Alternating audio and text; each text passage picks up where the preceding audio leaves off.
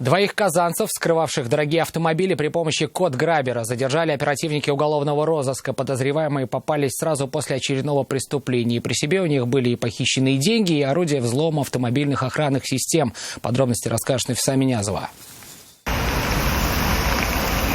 Они уже были в разработке оперативников. Подозреваемых задержали сразу после очередного преступления. Задержанные двое мужчин. Одному 44 года, другому 47. Оба жители Казани. При себе деньги, документы и код-грабер, с помощью которого вскрывали автомобильные охранные системы. Оперативники установили, они поджидали своих жертв у банка. Машины выбирали подороже. После дожидались, когда водитель выйдет из автомобиля, сканировали брелок сигнализации, открывали машину и брали все, что приглянулось. В приоритете была наличность. Очередной жертвой стал владелец «Лексуса».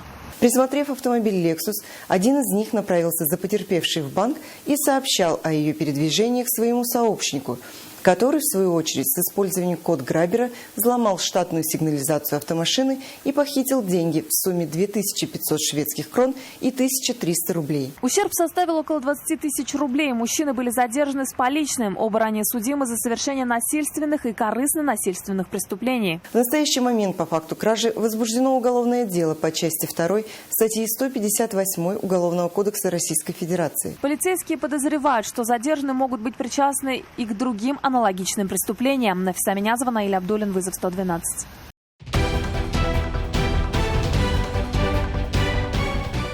Происшествия и аварии, трагедии, героизм спасателей и сила закона в программе «Вызов 112» на сайте tnv.ru и на YouTube-канале ТНВ.